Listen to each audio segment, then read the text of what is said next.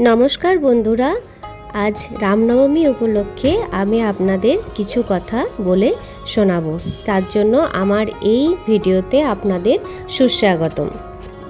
চৈত্র মাসের শুক্লা নবমীর দিন ভগবান শ্রীবিষ্ণুর সপ্তম অবতার পুরুষোত্তম ভগবান শ্রী রামচন্দ্র জন্মগ্রহণ করেছিলেন। তাই আজকের দিনে রামনবমী তিথি পালন করা হয়ে থাকে। যারা রামনবমী ব্রত পালন করেন বা আজকের দিনে ভগবান শ্রী রামচন্দ্রের পূজা করে থাকেন, তাদের এই রামনবমীর ব্রতকথাটি অবশ্যই শ্রবণ বা পাঠ করা প্রয়োজন, না হলে ব্রত অসম্পূর্ণ থেকে যেতে পারে। আশা করি ব্রতকথাটি আপনাদের ভালো লাগবে। ব্রহ্মার মানসপুত্র মহাযোগী সনক পিতৃ সমীপে উপস্থিত হইয়া জিজ্ঞাসা করিলেন, ভগবান, প্রসিদ্ধ আছে রাজা দশরথের ঐরসে রানী কৌশল্যার গর্ভে তিলকনাথ ভগবান শ্রীরাম রূপে জন্মগ্রহণ করিয়াছিলেন। দশরথ ও কৌশল্যা এমন কি পুণ্য করিয়াছিলেন যে দুর্বাদলশ্যাম শ্রীরাম তাহাদের গৃহে অবতীর্ণ হইলেন। ব্রহ্মা কহিলেন, বৎস, তুমি জগতের কল্যাণার্থে অতি পবিত্র প্রশ্ন করিয়াছ, ইহার উত্তর দিতেছি, শ্রবণ করো। রাজা দশরথের যৌবনকাল প্রায় শেষ হয়ে এলো, অথচ তার কোনো সন্তান হলো না।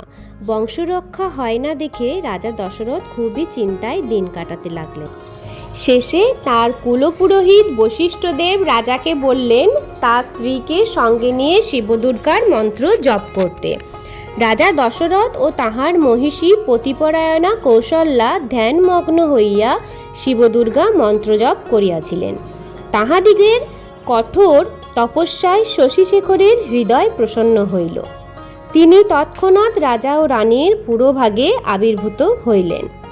কৈলাসপতিকে দেখিয়া রাজার আনন্দের অবধি রইল না। তিনি করপুটে সদাশিবকে সম্বোধন করিয়া কহিলেন, ভগবান, আপনাকে প্রত্যক্ষ দেখিয়া আমার জন্ম, কর্ম, চক্ষু ও দেহ সার্থক হইল। সদাশিব কহিলেন, রাজন, তোমার অভীষ্ট কি প্রার্থনা করো, আমি তাহা পূরণ করিব। রাজা কহিলেন, হে কৈলাসনাথ, আমি পুত্রাভাবে নিরন্তর মনোদুঃখে কালাতিপাত করিতেছি। কি কার্য করিলে আমি পুত্ররত্ন লাভ করিতে পারি, আপনি তাহার উপায় বিধান করুন।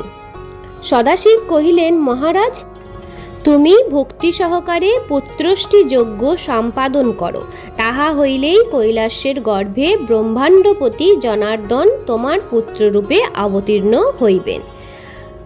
দেবাদিদেব চন্দ্রনাথ এই বলিয়া তিরোহিত হইলেন।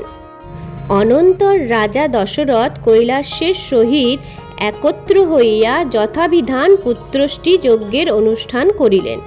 যজ্ঞের ফলে অচিরেই কৈলাসের গর্ভসঞ্চার হইল। যথাকালে চৈত্র মাসে শুক্লাপক্ষের নবমী তিথিতে পূর্ণপশু নক্ষত্রে শুভ লগ্নে শুভক্ষণে শুভ যোগে স্বয়ং জনার্দন শ্রীরামচন্দ্র রূপে আবির্ভূত হইলেন। এই জন্যই এই তিথি রামনবমী নামে কথিত। এই মঙ্গলময় দিনে শ্রীরামচন্দ্রের উদ্দেশ্যে যে কোনো শুভ কর্মের অনুষ্ঠান করেন। কোটি সূর্যগ্রহণ অপেক্ষা তাহাতে অধিক ফল লাভ হয় সন্দেহ নাই। যে ব্যক্তি এই দিবসে উপবাসী থাকিয়া রাত্রি জাগরণ ও পিতৃপুরুষগণের উদ্দেশ্যে তর্পণ করে, অন্তিমে ব্রহ্মধামে তাহার চিরবাস লাভ হয়।